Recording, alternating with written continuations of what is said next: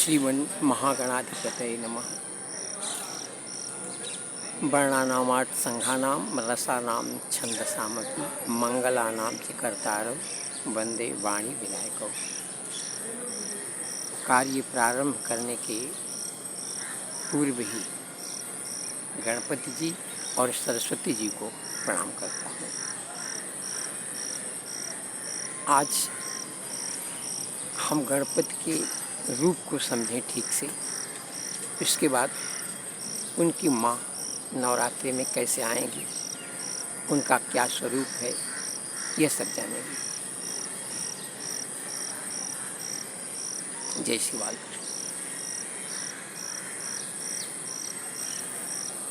गणपति जी ने कल कहा, इस नवरात्रि में घट और दीपक की स्थापना करने में आ रहा हूँ। जिनके आचरण शुद्ध नहीं होंगे, जिनके हृदय में मातृभाव नहीं रहेगा, उन सब का मैं घट तोड़ दूंगा। अब गणपति जी ने कहा कि मैं इशारे से चलता हूँ। मेरे गुरुदेव जी ने बताया, गणपति अपने शरीर के दोनों नेत्रों के बीच में, जहाँ भ्रिकुटी है, उसके मध्य में गणपति जी का स्थान है। ये नाक उनके शुंड के जैसे ही है। यहीं बुद्धि, विवेक, ज्ञान, वैराग्य के साथ रहते हैं और इशारे से काम करते हैं। इशारा किसका है? शक्तियों का। 3 शक्तियां हैं, महाकाली, महालक्ष्मी, महासरस्वती। फिर उसी में बहुत सारी शक्तियां बन जाती है। गणेश जी बुद्धि और विवेक के रूप में हमेशा रहते हैं और इतना पावर है इनके अंदर, इतनी शक्ति है। बुद्धि विवेक जब गुस्से में आ जाता है तो रुद्र रूप धारण कर लेता है और कुछ भी करने के लिए तैयार हो जाता है। वही गणपति जी अपनी माँ के आदेश का पालन करते विराजमान दरवाजे पर ही रहते हैं। अंदर किसी प्रकार का अभद्र व्यवहार न हो सके, ये माँ के आदेश से। यहाँ गणपति जी विराजमान अपने घट के और दीप ज्योति, हृदय में जो शक्ति है हर जगह विराजमान, सूर्य के प्रकाश के जैसी ईश्वर शक्ति और सूक्ष्म दीप ज्योति हमारे शरीर के अंदर रहती है, उसको भी जागृत करते हैं गणपति। फिर अपने माँ के स्वरूप को भी बताते हैं और अपना भी शक्ति प्रदर्शन दिखाते हैं कि मैं क्या क्या कर सकता हूँ।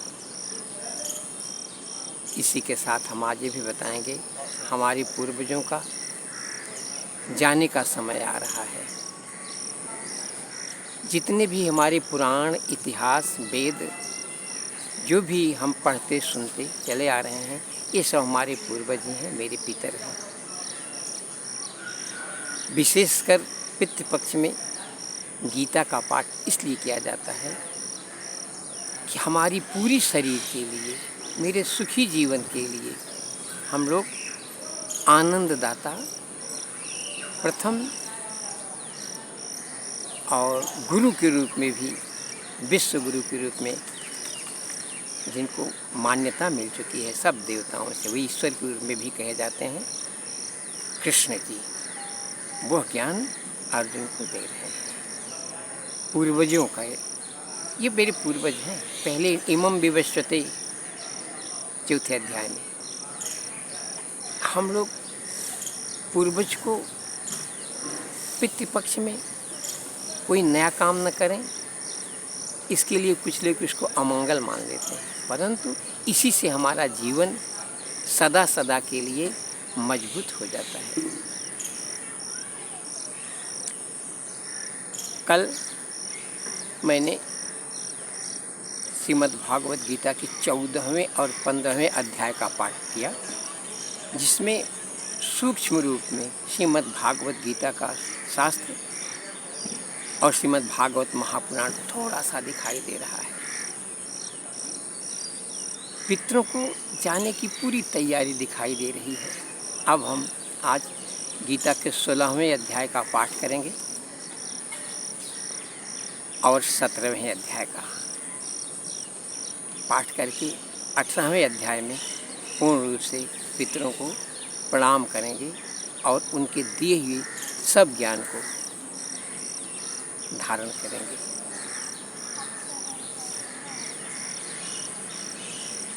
गणपति जी का आगमन हुआ स्थापना के लिए।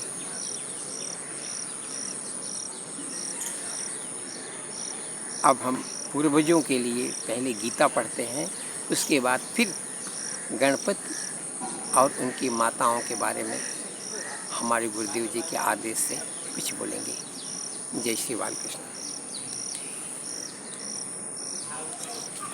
दैवी तथा आसुरी स्वभाव।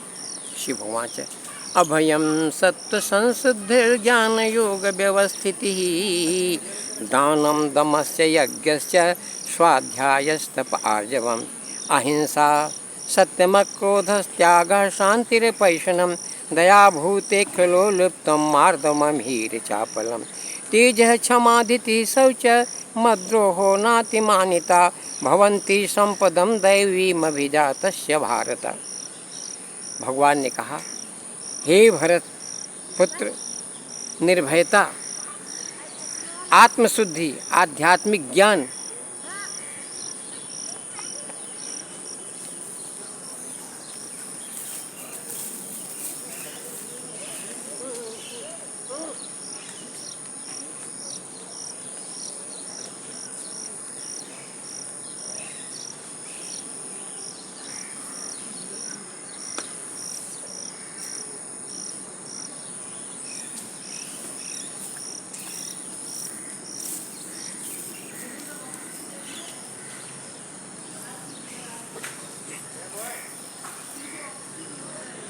श्री गुरुवे नमः।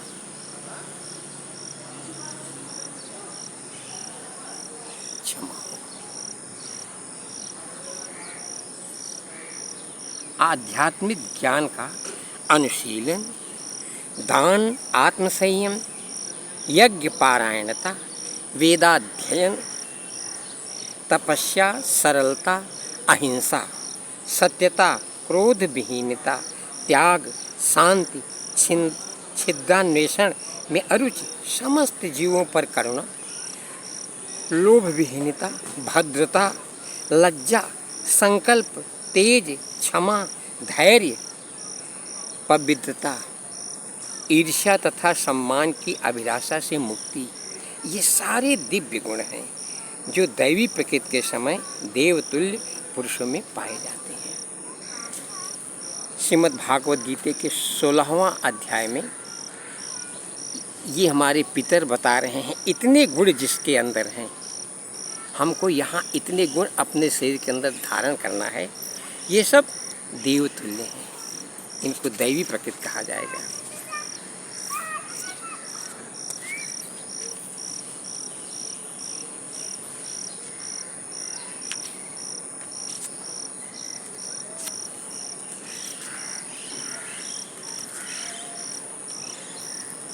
जय श्री बालकृष्ण।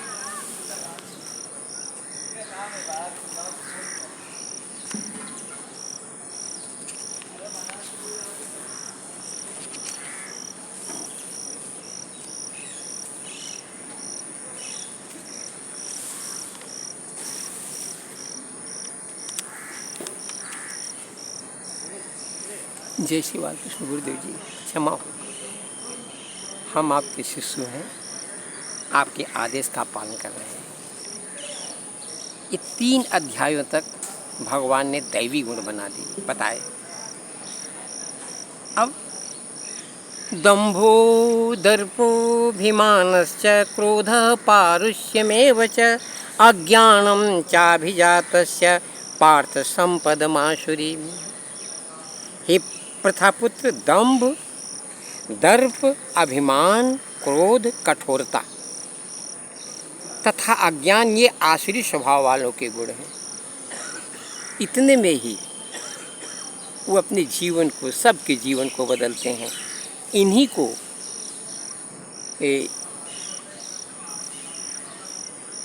जो दंडिया रास होगा प्रभु का, उसमें नहीं प्रवेश होने देना है।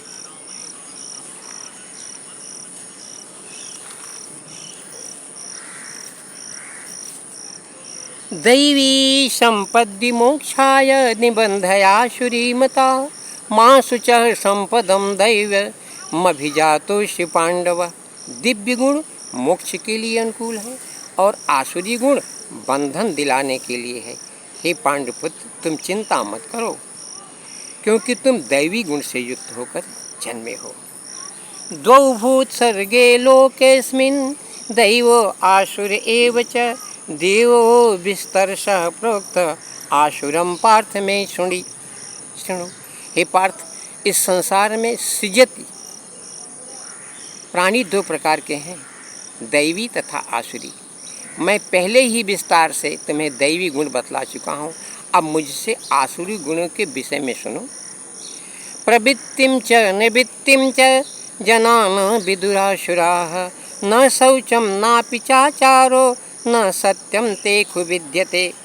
जो आसुरी हैं वे ये नहीं जानते कि क्या करना चाहिए और क्या नहीं करना चाहिए। उनमें न तो पवित्रता, न उचित आचरण और न ही सत्य पाया जाता है।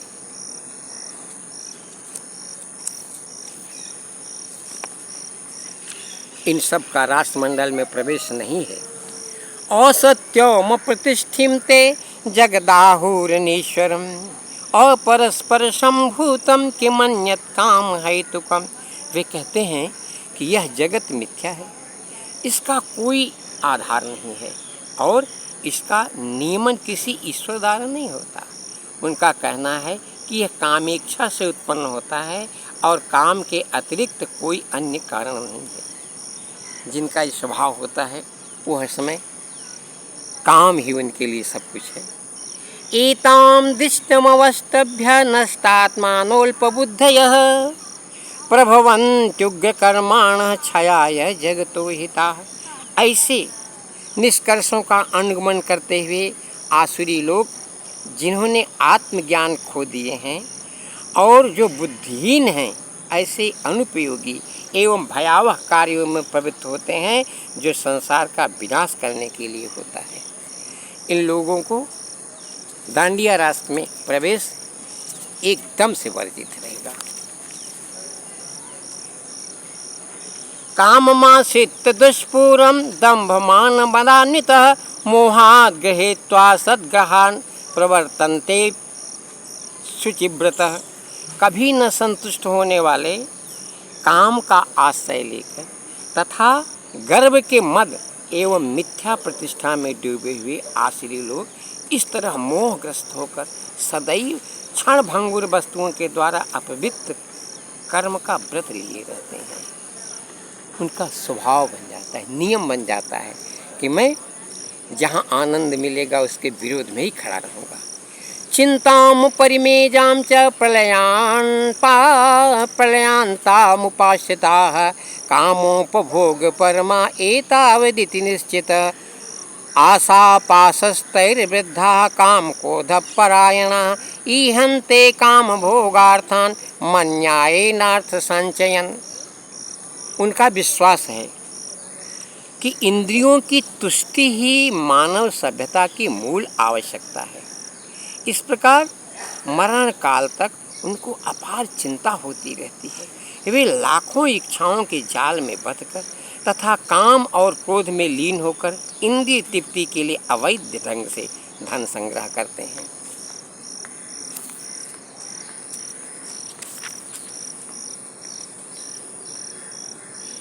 इदमद्य मया लब्धमिमं प्राप्से मनोरथम इदमस्तिदमपि मे भविष्यति पुनर्धनम असौ मया हतः शत्रुर्हनिख्ये चापरानपि ईश्वरो अहमहं भोगी सिद्धोऽहं बलवान् सुखी आढ्योभिजनवानस्मि को अन्योस्ति सदृशो मया जक्षे दास्यामि मोदीख्य इत्यज्ञान विमोहिता।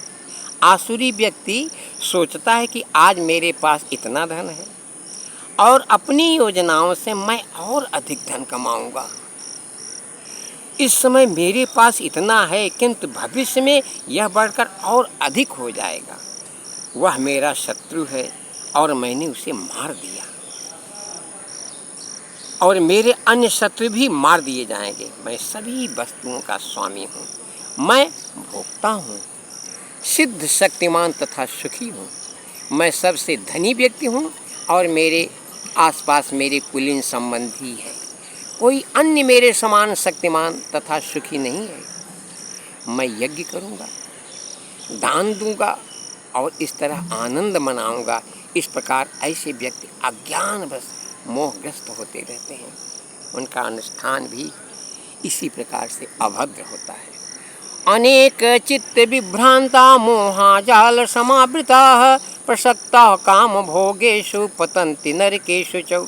इस प्रकार अनेक चिंताओं से उद्विग्न होकर तथा मोह जाल में बंधकर वे इंद्रिय भोग में अत्यधिक आसक्त हो जाते हैं और नरक में गिरते हैं।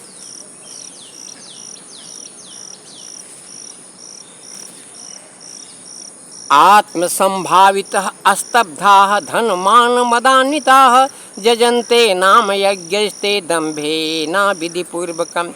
अपने को श्रेष्ठ मानने वाले तथा सदैव घमंड करने वाले, संपत्ति तथा मिथ्या प्रतिष्ठा से मोहग्रस्त लोग किसी विधि विधान का पालन न करते हुए कभी कभी नाम मात्र के लिए बड़े गर्व के साथ यज्ञ करते हैं। एक यज्ञ कर दिया मैंने। अहंकारं बलं दर्पं कामं क्रोधं च संसिताः मामात्म परदेहेषु प्रदुष्यन्तोऽभ्यसूयकाः। मिथ्या अहंकार, बल, दर्प, काम, क्रोध तथा क्रोध से मोहित होकर आसुरी व्यक्ति अपने शरीर में तथा अन्यों के शरीर में स्थित भगवान से ईर्ष्या और वास्तविक धर्म की निंदा करने लगते हैं।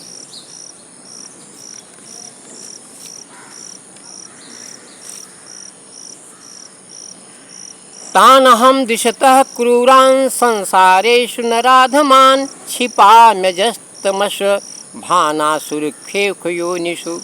जो लोग ईर्ष्यालु तथा क्रूर हैं और नराधम हैं, उन्हें मैं निरंतर विभिन्न आसुरी योनियों में भाव सागर में डालता रहता हूँ। आसुरीं योनिमापन्ना मूढ़ा जन्मनि जन्मनि मां प्राप्यैव कौन्तेय ततो जानत्यधमां गतिम। हे कुंती पुत्र, ऐसे व्यक्ति आसुरी योनि में बारंबार जन्म ग्रहण करते हुए कभी भी मुझ तक पहुँच नहीं पाते, यानी लक्ष्य तक, पूर्ण आनंद तक। वे धीरे धीरे अत्यंत अधम गति को प्राप्त होते हैं। त्रिविधं नरकस्येदं द्वारं नाशनमात्मनः कामः क्रोधस्तथा लोभस्तस्मादेतत्त्रयं त्यजेत्। इस नरक के 3 द्वार हैं। पहला काम, जिसका मैं पहले से ही विरोध कर रहा हूँ, जिसके अंदर गलत कामना है, वो दांडिया रास में प्रवेश न करें। ये पहला। क्रोध तथा लोभ, प्रत्येक बुद्धिमान व्यक्ति को चाहिए कि इन्हें त्याग दे, क्योंकि इनसे आत्मा का पतन होता है। अगर यह लेकर कोई माँ के रासमंडल में प्रवेश करेगा तो उसका पतन हो जाएगा। एतैर्विमुक्तः कौन्तेय तमोद्वारैस्त्रिभिर्नरः आचरत्यात्मनः श्रेयस्ततो जाति परां गतिम्।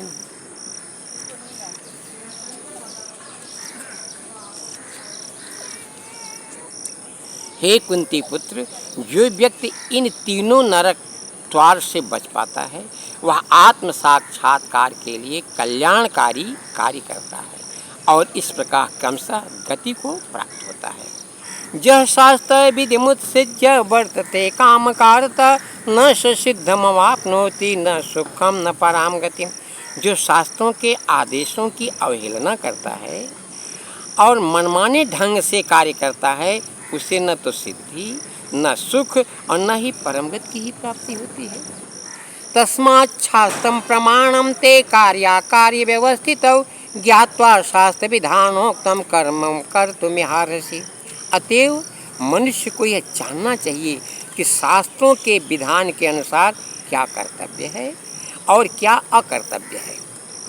यही गणपति जी बुद्धि और विवेक के रूप में रहते हैं। क्या करना चाहिए क्या नहीं करना चाहिए पहले समझाते हैं, फिर बलात् ढकेल देते हैं। उसे ऐसी विधि विधानों को जानकर कर्म करना चाहिए जिससे वह क्रमशः ऊपर उठ सके।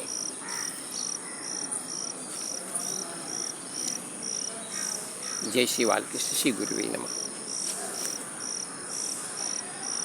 अब हम भगवान के द्वारा बताई हुई गीता के 17वें अध्याय में प्रवेश कर रहे हैं। यहाँ ही साध का पूर्ण पालन करना हमारे स्वभाव में प्रवेश कर रहा है। हम नियम को जान गए हैं। अब श्रद्धा। अर्जुनोवाच जे शास्त्र विधि मुत्सृज्य जजन्ते श्रद्धयान्वित तेषां निष्ठा तु का कृष्ण सत्वमाहो रजस्तमः।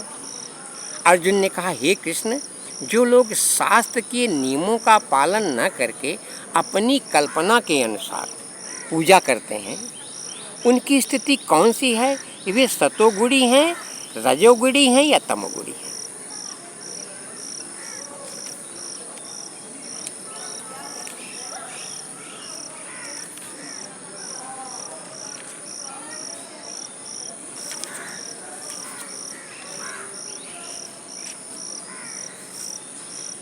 भगवान समझा रहे हैं। श्री भगवान च त्रिविधा भवति श्रद्धा देहिनां सा स्वभावजा सात्विकी राजसी चैव चेतितां शृणु तामसी चेतितां शृणु।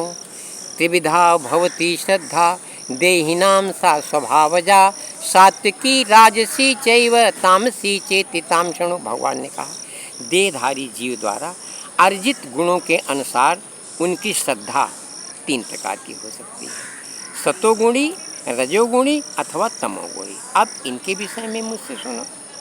सत्वानुरूप सर्वस्य श्रद्धा भवति भारत श्रद्धामयोऽयं पुरुषो जो श्रद्धः स एव स। हे भरतपुत्र, विभिन्न गुणों के अनुसार अपने अपने अस्तित्व के अनुसार मनुष्य एक विशेष प्रकार की श्रद्धा विकसित करता है। अपने द्वारा अर्जित गुणों के अनुसार ही जीव को विशेष श्रद्धा से युक्त कहा जाता है।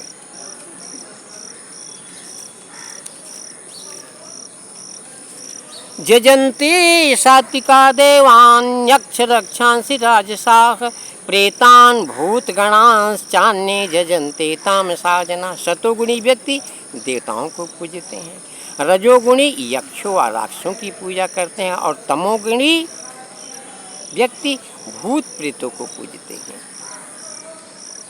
और पितर यह बताने आ रहे हैं कि हम सत्व रज हैं, अब तम से हम हट जाएंगे, भूत प्रेत हमारे जीवन से निकल जाएंगे।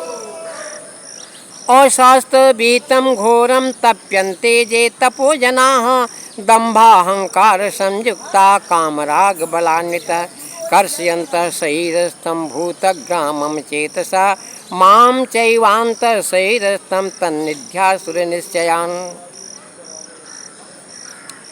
जो लोग दंभ तथा अहंकार से अभिभूत होकर शास्त्र विरुद्ध कठोर तपस्या और व्रत करते हैं, जो काम तथा आसक्ति द्वारा प्रेरित होते हैं, जो मूर्ख हैं तथा जो शरीर के भौतिक तत्वों को तथा शरीर के भीतर स्थित परमात्मा को कष्ट पहुंचाते हैं, वे असुर कहे जाते हैं।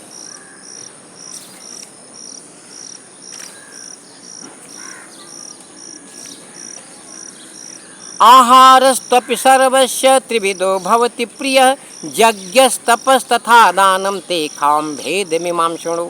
यहाँ तक कि प्रत्येक व्यक्ति जो भोजन पसंद करता है वह भी प्रकृति के गुणों के अनुसार 3 प्रकार के होते हैं। यही बात यज्ञ, तपस्या तथा दान के लिए भी सत्य है। अब उनके भेदों के विषय में सुनो। आयु सत्व बलारोग्य सुख प्रीति विवर्धना रस्या स्निग्ध्या स्त्रा हृदया आहार सात्विक प्रिय। जो भोजन सात्विक व्यक्तियों को प्रिय होता है वह आयु बढ़ाने वाला है, जीवन को शुद्ध करने वाला तथा बल स्वास्थ्य सुख तथा तृप्ति प्रदान करने वाला होता है। ऐसा भोजन रसमय स्निग्ध स्वास्थ्यप्रद तथा हृदय को भाने वाला होता है। कट्वम्ल लवणा तृष्ण तीक्ष्ण रुक्ष विदाहिना आहार रासश्रेष्ठ दुख शोगामय प्रदाह। अत्यधिक तिक्त, खट्टे, नमकीन, गरम, चटपटे, शुष्क तथा जलन उत्पन्न करने वाले भोजन रजोगुणी व्यक्तियों को प्रिय होते हैं। ऐसे भोजन दुख शोक तथा रोग उत्पन्न करने वाले होते हैं। यातयामम गत्र संपूति परियुक्तम त्यजत उच्छिष्टमपि चामेध्यम भोजनम तामस प्रियम। खाने से 3 घंटे पूर्व पकाया गया स्वादहीन वियोजित एवं सड़ा जूठा तथा अस्पृश्य वस्तुओं से युक्त भोजन उन लोगों को प्रिय होता है जो तामसी होते हैं। वो नशे में आते हैं, चखना खाते हैं।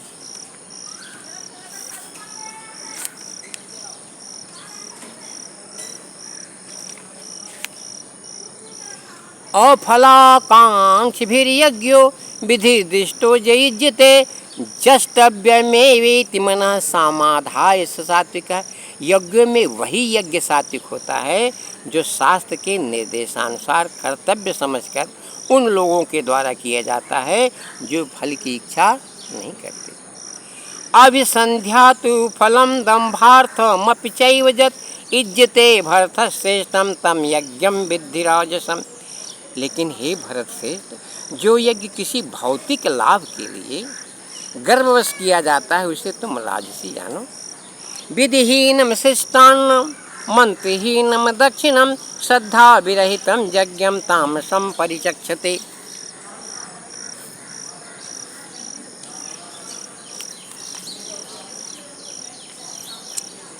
जो यज्ञ शास्त्र के निर्देशों की अवहेलना करके प्रसाद वितरण किए बिना, वैदिक मंत्रों का उच्चारण किए बिना, पुरोहितों को दक्षिणा दिए बिना तथा श्रद्धा के बिना संपन्न किया जाता है वह तामसी माना जाता है। देवद्विज गुरुर प्राज्ञ पूजनम शौच मार्जवम ब्रह्मचर्य महिंसा च शरीरम तप उच्यते।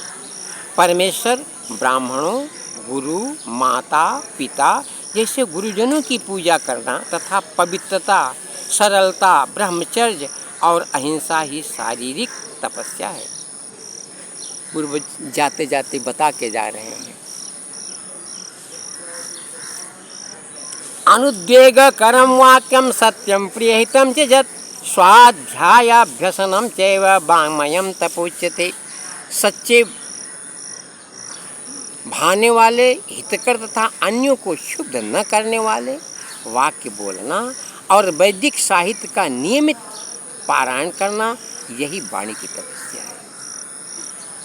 मनः प्रसाद सौम्यत्वम मौनमात्म विनिग्रह भाव संशुद्धिरित्ते तपो मानस मुच्यते।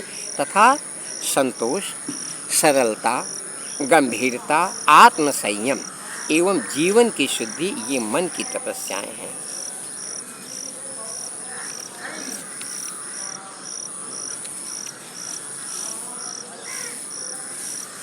श्रद्धया परया तपसम तपस्तिविधम नरैः अफलाकांक्षिभिर्युक्तैः सात्विकम परीक्षते। भौतिक लाभ की इच्छा न करने वाले तथा केवल परमेश्वर में प्रवृत्त मनुष्यों द्वारा दिव्य श्रद्धा से संपन्न 3 प्रकार की तपस्या सात्विक तपस्या कहलाती है। सत्कारमान पूजार्थम तपोदम्भेन चैव जत क्रियते तदिह प्रोक्तम राजसम चलमध्रुवम।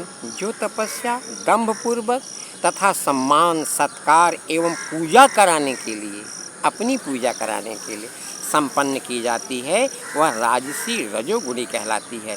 यह न तो अस्थायी होती है न शाश्वत। मूढ़ग्राहेणात्मनो जत पीड़या क्रियते तप परस्योत्साधनार्थम वा तत्तामसमुदाहृतम। मूर्खतावश आत्मविदन के लिए या अन्यों को विनष्ट करने या हानि पहुंचाने के लिए जो तपस्या की जाती है वह तामसी कही जाती है। दातव्यमिति जद्दानम दीयते नुपकारिणे देशे काले च पात्रे च तद्दानम सात्विकम स्मृतम।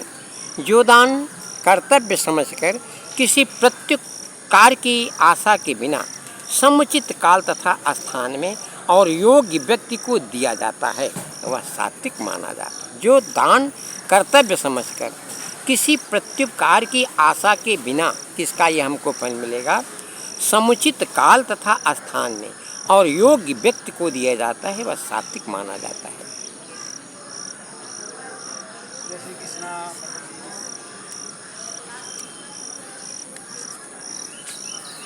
यत्युप्यत्युपकारार्थम फलमुद्देश्य वा पुनः दीयते च परिक्लिष्टम तद्दानम राजसमस्मितम। किंतु जो दान प्रत्युपकार की भावना से या कर्म फल की इच्छा से या अनिच्छा पूर्वक जबरदस्ती किया जाता है वह रजोगुणी राजस कहलाता है।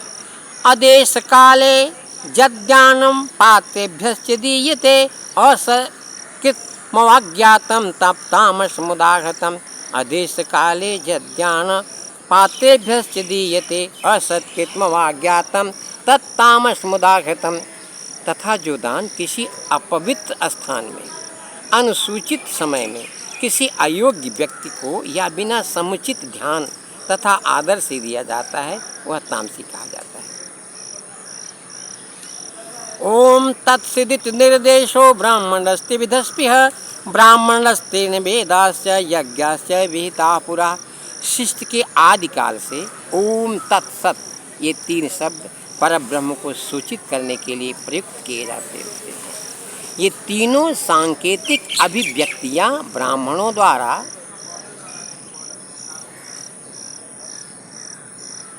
वैदिक मंत्रों का उच्चारण करते समय तथा ब्रह्म को संतुष्ट करने के लिए यज्ञों के समय प्रयुक्त होती थी।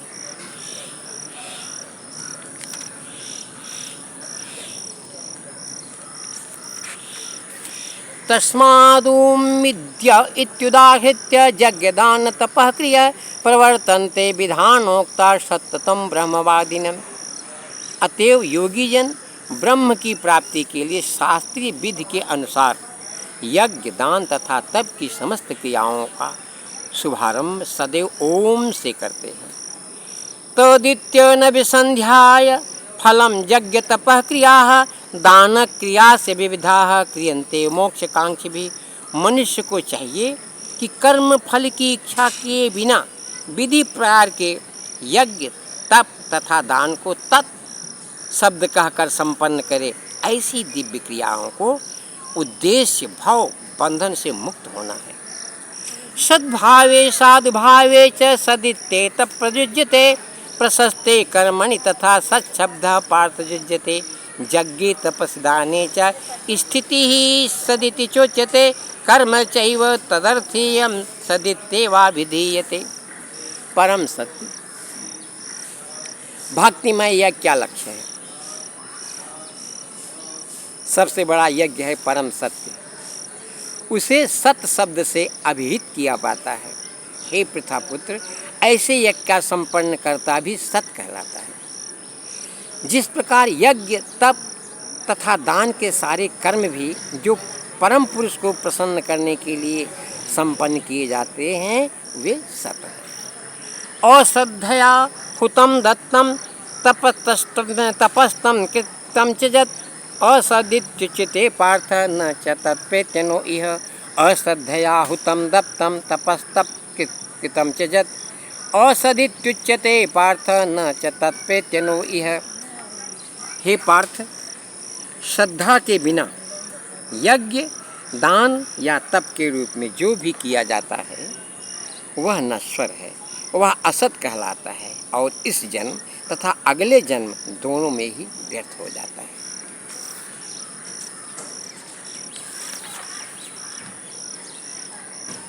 अश्रद्धया हुतम दत्तम तपस्तप्तं कृतं च यत् असदित्युच्यते पार्थ न च तत्पेत्य नो इह। यह होगा हमारे पितरों का श्राद्ध रूप से। पहले उनके प्रति इतना प्रेम हो कि मेरे पूर्वज हैं, मेरे भगवान हैं, मेरे शरीर में बैठे हुए बुद्धि सब कुछ करने वाले हैं, वो हमारे यहाँ मेरा मात्र 15 दिन का समय लेंगे।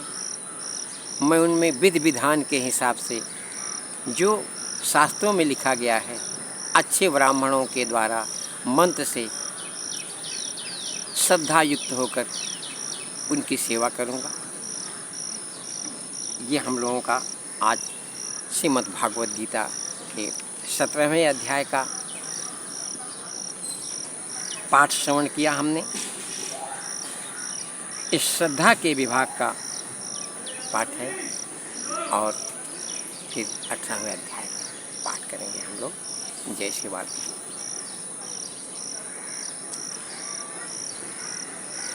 गणपति जी की बुद्धि और विवेक जब अपने अंदर से गायब कर लेते हैं तो माँ शक्ति के रूप में प्रकट हो जाती है। ऐसी ही एक कथा सुना रहा हूँ, मेरे जीवन की जो सत्य कथा है। मैं बहुत तो नहीं कह सकता, लेकिन ये है कि मेरे कुल खानदान में सात्विकता रही और गणपति जी के बारे में मेरे पिताजी ने कुछ पहले ही बताया था। मैं उनका स्थान अपने केंद्र बिंदु में रखता ही हूँ और सात्विकता से प्रयोग करता हूँ। एक बार मैं अपने जन्मभूमि की जौनपुर जिला में गया था, वापस बस से आ रहा था। बस में कुछ दूर आने के बाद विद्यार्थी उपद्रवी बस को खड़ा करके 10-15 विद्यार्थी बैठ गए। उस समय व्यवस्था ये थी कि कंडक्टर पूरा टिकट बना ले, उसके बाद गाड़ी चलेगी, नहीं तो खड़ी हो जाएगी। अब 10-15 विद्यार्थी आ गए। कंडक्टर ने गाड़ी खड़ी कर दिया, बोला आप लोग टिकट बनवाओ। वो विद्यार्थी उद्दंड थे, अपने को बहुत समर्थ समझते थे। यही मैंने कहा 80 रुपये टिकट वाले थे। उन लोगों ने टिकट लेने को तो बात छोड़ दी, उसको गालियाँ देना शुरू की, ज़बरदस्ती शुरू की, जबकि गाड़ी में बहुत यात्री थे। कोई कुछ बोल नहीं रहा था। कंडक्टर हाथ जोड़ रहा था तो बोला भाई अगर तुम लोगों को टिकट नहीं लेना है तो नीचे उतर जाओ, और जब तक तुम लोग रहोगे गाड़ी में मैं चलने नहीं दूंगा। मैं अपने गुरुदेव का स्मरण कर रहा था। एक बार मैंने एक विद्यार्थी से कहा कि भाई तुम लोग नीचे उतर जाओ, इतने यात्री इसमें फंसे हुए हैं, सबको बहुत कष्ट हो रहा है, कोई किस परिस्थिति में है जैसे पहुंचना चाहता है, आप नीचे उतर जाओ। तो लोग मेरे स्वभाव को सरल समझे और मेरे साथ हम 2 मित्र थे। मेरा दूसरा मित्र भी बगल में खड़ा रहा, बोल नहीं रहा था, लेकिन मैं बोला। तो जो विद्यार्थी से मैं बोल रहा था उसके और भी विद्यार्थी मेरे ऊपर गाली खप्पड़ देने के लिए तैयार हो गए। उसी समय आज मैं बता रहा हूँ, महाकाली समय के समय प्रकट होती महाकाल है। महाकाली वेदों पुराणों में जो अक्षर लिखे जाते हैं स्याही से, ये महाकाली हमेशा रहते हैं। जब जब समय आएगा तब तब प्रकट हो जाएंगे। महाकाली रुद्र रूप धारण की मेरे अंदर शक्ति से, और शक्ति मेरे अंदर मेरे शरीर में गणेश जी के हाथी के जैसे हो गई। मैं उपद्रव शुरू किया। उस समय मेरी उम्र लगभग 25-26 वर्ष की रही होगी। 10-15 विद्यार्थियों को अकेले ही मैं झुंड में मारना शुरू कर दिया। भाड़ भाड़ भाड़ भाड़, सब विद्यार्थी भाग गए। कोई रुका नहीं वहाँ, सब नीचे उतर गए। गाड़ी फिर कंडक्टर बोला, धन्यवाद भाई साहब, आप बहुत अच्छा आज मेरी मदद कर दी। और यात्री भी हमको कहने लगे, वाह, आपके जैसे व्यक्ति होना चाहिए। तो मैं तो कुछ नहीं बोला, क्योंकि मैं कुछ नहीं करता। उस समय गणेश जी शक्ति के रूप में अपनी माँ को प्रकट कर दी। वह शक्ति मेरे शरीर में आई और मेरी शरीर वह कार्य करने लगी। मेरा मित्र गुस्से में आया, बोला, तुम लोग भी पुरुष हो, यह एक व्यक्ति अकेला इतना किया और तुम लोग क्या एक शब्द बोल नहीं सकते थे? अगर इसके साथ वो उपद्रव करते तो क्या होता? इसलिए मैं ये प्रार्थना करूँगा, अभी जो नवरात्रि में बहुत से उपद्रवी लोग आएंगे जो मन को विकृत कर देंगे,